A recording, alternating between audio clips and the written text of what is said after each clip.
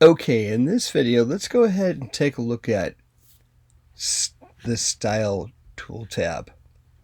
Now, when we click on Style, you'll notice that we have a little section here called Style and Presets. And in here, they're broken into styles and presets. In a quick nutshell, a style is a group of different tools saved together to create an appearance of something in an image. So if I go to Creative Edits and I want to see one of these, if I hover above it, I can kind of see what it's doing to the image as I'm hovering above it. I can also go in, and once I choose one I like, say this one, and I click it, it now has applied it.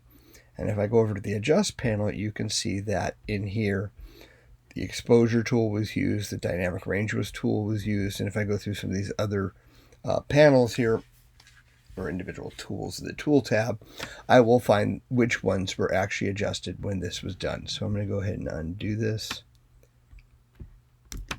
And now they're undone. Even the curve was used. If I go in here and take a look at presets, presets are actually an individual tool being applied. So for example, there's a custom preset I made here and for metadata, which basically puts the copyright of 2020 in. Or if you look at these, I can open up one of these and let's take a look at color editor, and here is effect blue only, or green only, or red only, which basically goes in and plays around and only shows just those colors. Or I can go in and take a look at, let's say, just a single color balance. So for example, I can warm it up or I can cool it down depending on what my purpose is. So, but if I click one of these, let's take a look at the warm green. If I click that and go over to the Adjust panel, you'll notice that it didn't do anything in this group here, but when I get into color editor or into the color balance, I might find that that's where I find the shifting being done. So anything in a single tool can be saved as a preset, and a variety of different tools can be saved as a style. Now, in the Adjust panel, let's go ahead and undo. In the Adjust panel, we also have what's called a style brush.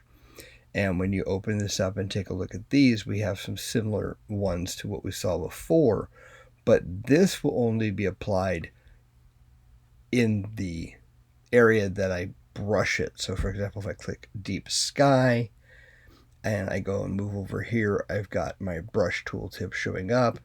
And if I go in here, I can make sure I've got all the adjustments to how I want them in here.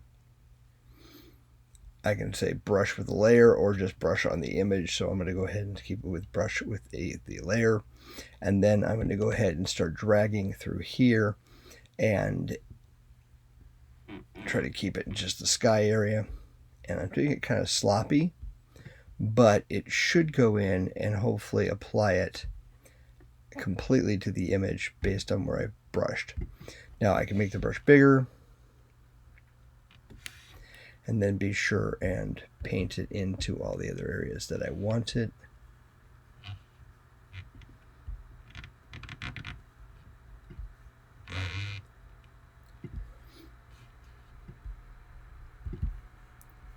Now, this might be something that might only really be applied best if you're going in and let's undo what I just did there.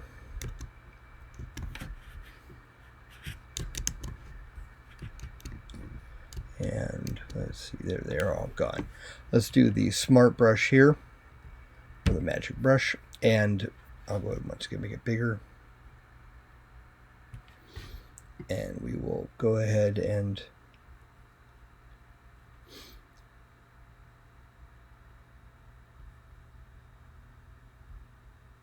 there we go, refine the edge a little bit. Let's make it 14.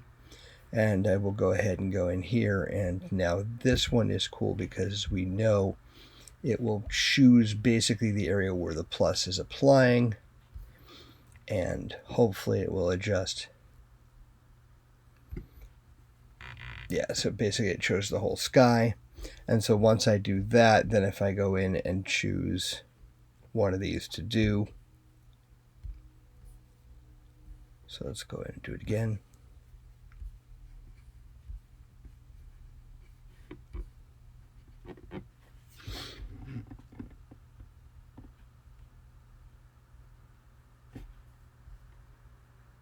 Oops, let's undo that for a second.